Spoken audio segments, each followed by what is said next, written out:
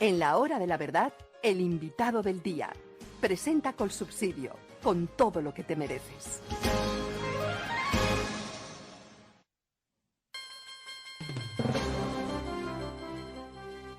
Distinguido abogado internacionalista, ex viceministro de Justicia, Rafael Nieto Loaiza, muy buenos días. Doctor Londoño, muy buenos días para usted y para todos los oyentes de la hora de la verdad. Doctor Nieto, estamos celebrando y celebraremos mucho tiempo el triunfo de Colombia en La Haya. ¿Cuál fue el elemento jurídico fundamental? Nicaragua alegaba la costumbre internacional, que es la fuente formal del derecho por excelencia en el derecho internacional. Pero Colombia también alegó el derecho consuetudinario y ganó.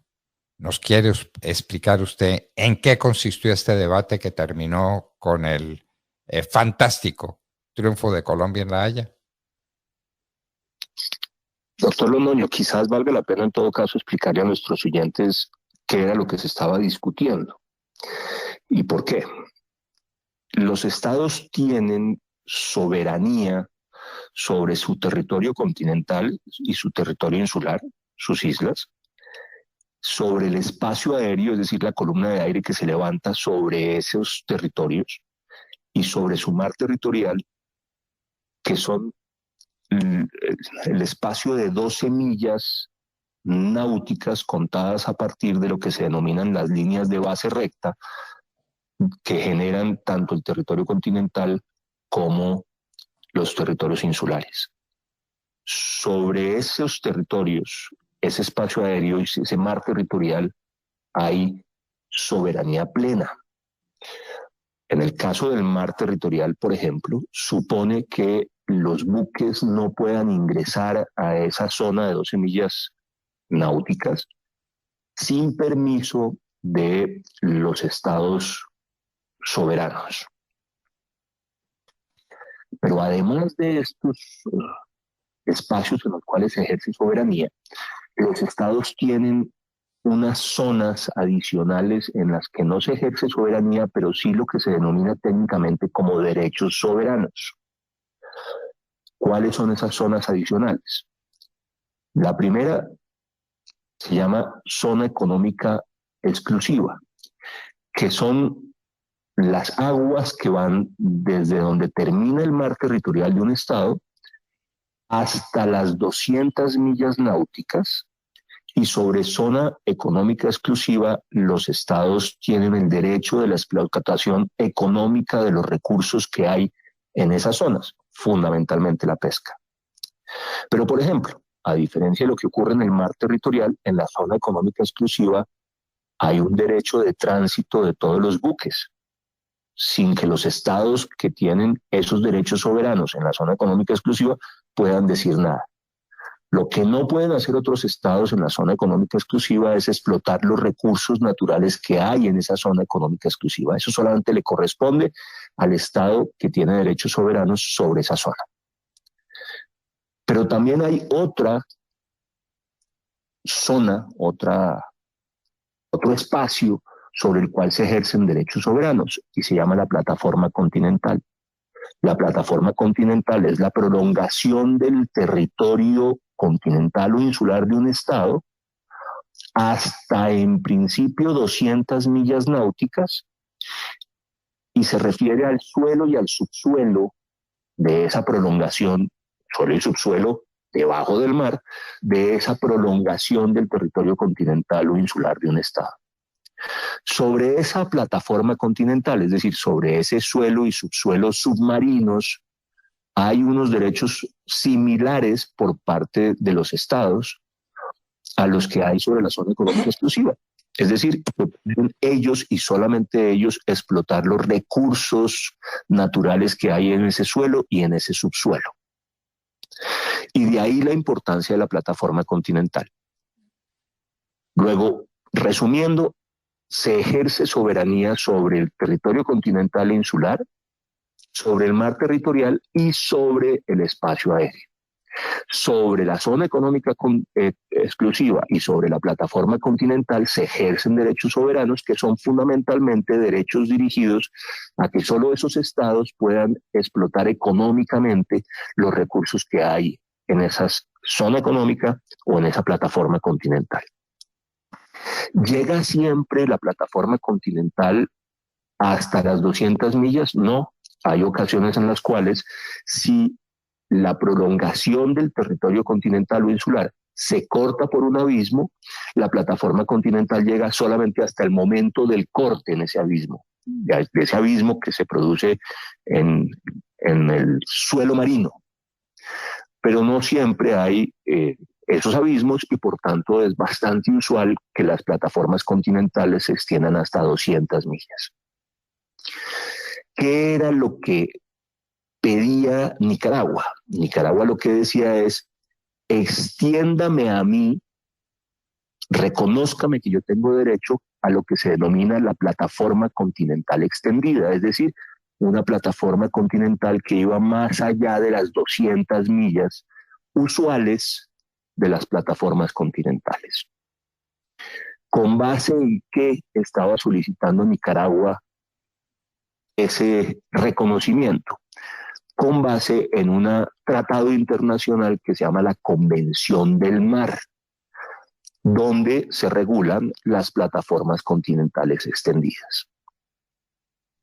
Usted sabe, doctor Londoño, que en el derecho internacional las reglas generales son las que se establecen entre los estados en virtud de convenciones, tratados, pactos, de los cuales hagan parte ambos estados.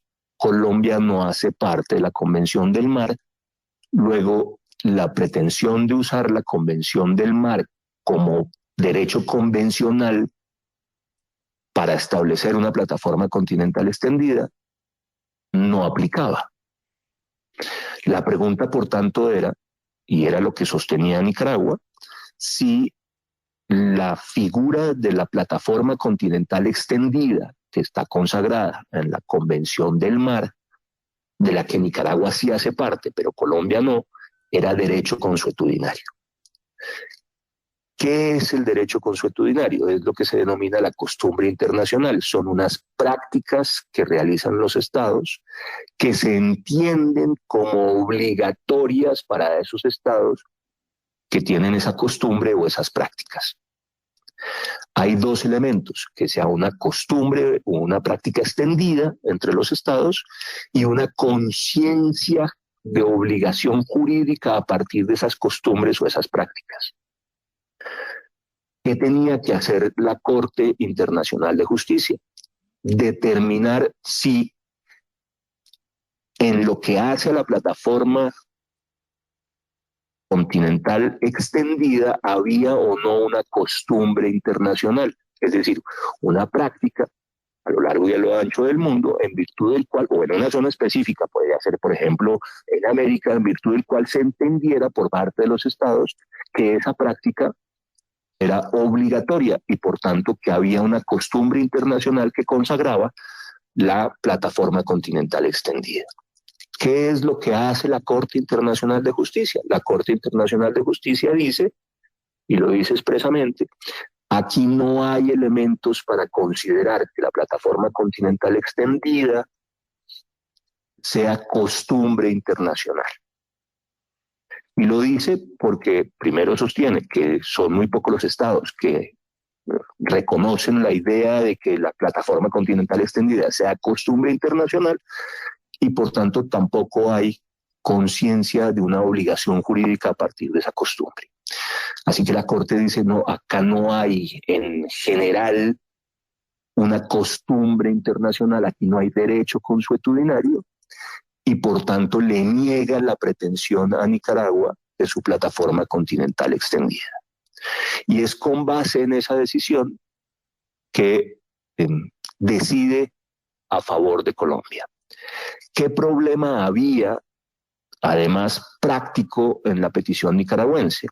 Que si se hubiera concedido la idea de que había plataforma continental extendida, hubiera quedado superpuesta la zona económica exclusiva colombiana en el Caribe frente a Nicaragua y la plataforma continental nicaragüense extendida. Tendríamos en el suelo y en el subsuelo derechos soberanos en la plataforma continental de Nicaragua y en las aguas derechos soberanos de explotación por parte de Colombia. Eso, por supuesto, hubiera generado enormes dificultades, muchísimos problemas, problemas jurídicos, técnicos, políticos, y lo ideal era evitar que tal cosa sucediera. Pues la Corte dice, aquí no se pueden hacer estas superposiciones entre la zona económica exclusiva de un Estado y la plataforma continental extendida de otro. Y esa es una segunda muy importante consecuencia de la decisión de la Corte, no solamente para Colombia, sino para casos que pudieran ser similares hacia adelante. La Corte estaba aquí creando jurisprudencia, definiendo cómo debe tratarse en eventuales otros casos estos problemas de superposición hipotética entre la plataforma continental extendida de un Estado y la zona económica exclusiva de otro. En el caso que nos ocupa, lo que dice claramente es no hay superposición, por tanto, aquí la plataforma continental que hay debajo de la zona económica exclusiva de un Estado corresponde a ese Estado, no a otro distinto. Y ese es, creo, un buen resumen de lo que ha ocurrido en la decisión de la Corte en este caso específico. Como no caben recursos, esta es una decisión final, una decisión de fondo. Hipotéticamente podría Nicaragua pedir una revisión sobre algún punto en particular. Yo dudo mucho que tal cosa ocurra. Me parece que Nicaragua lo que va a hacer es aceptar plenamente la sentencia de la Corte y va a decir, ya de hecho lo dijo, que espera que así como ellos respetan la sentencia de la Corte, en este caso particular, Colombia cumpla la sentencia de la Corte del 2012, en la cual nos arrebataron alrededor de 73.000 kilómetros cuadrados de aguas y de plataforma continental, digo, en ese fallo, que fue el primero y el fundamental.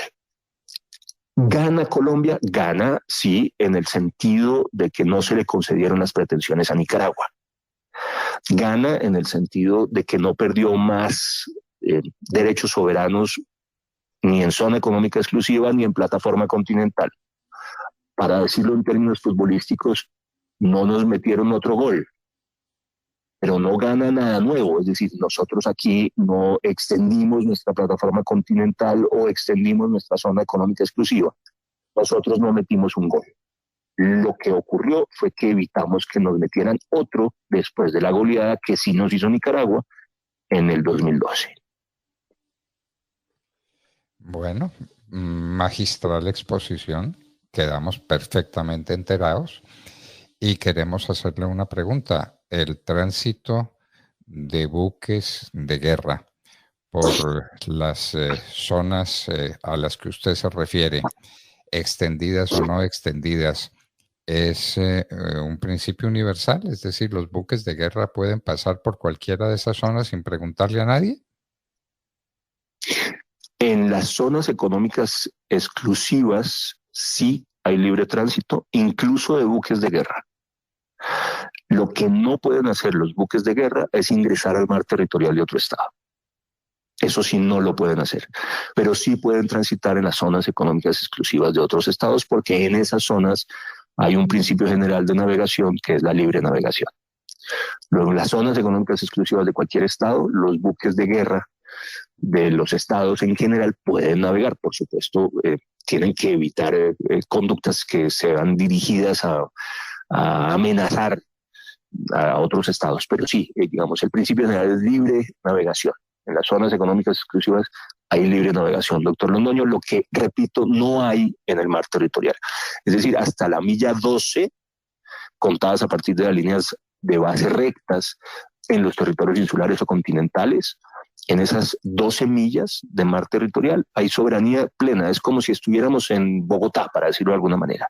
Por tanto, tropas extranjeras, buques extranjeros, aviones extranjeros no pueden de ninguna manera penetrar sin autorización de los estados, pero en las zonas económicas exclusivas y por supuesto en el mar abierto, que no es zona económica exclusiva de ningún estado, el principio general es el de la libre navegación, inclusive para buques de guerra. Los coqueteos entonces de China y de Rusia con en Nicaragua no pueden entenderse como un interés de esos estados de mantener y de traer sus buques de guerra a discreción a este lugar del Caribe?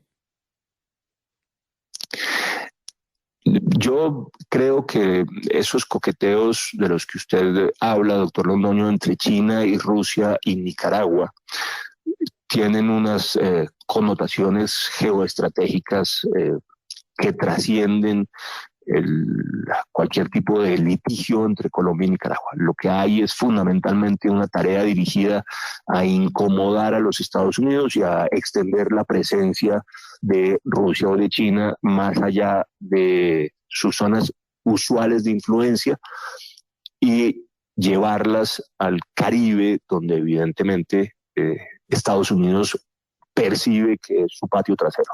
Y ese es el propósito de fondo. Pueden circular sobre sobre las zonas económicas exclusivas de Nicaragua, por ejemplo, o de Cuba, sí, pueden hacerlo libremente. El problema que tienen, por supuesto, es que esos buques a tan larga distancia necesitan puertos donde puedan recibir logística, abastecerse de combustible y demás, y eso genera todas unas dificultades. No todos los estados están dispuestos a recibir en sus puertos para proporcionarles logísticas buques armados de otros países. No es lo usual, repito, para eso se requieren autorizaciones, porque para poder ingresar a esos puertos tienen que atravesar el mar territorial y tienen que llegar después al territorio insular o territorio continental donde están los puertos, a los cuales van a llegar para abastecerse de combustible o de logística en general. Luego, la navegación a tanta distancia de los estados de China y de Rusia en este caso no es sencilla ni es fácil y supone un conjunto de dificultades logísticas. Pero claro que aquí hay unos juegos geoestratégicos entre Estados Unidos, China y Rusia que generan suspicacias y que además hay en todo caso siempre que observar con mucho cuidado. Es un poco lo que pasa en otro sentido cuando, por ejemplo, se realizan maniobras marítimas de buques de Estados Unidos en el Pacífico, cerca de las costas de Taiwán, por ejemplo, lo que genera una enorme incomodidad para los chinos, o cerca de costas de ciertas islas de Japón que son objeto de controversia entre los japoneses y los rusos. Estamos pasando situaciones similares.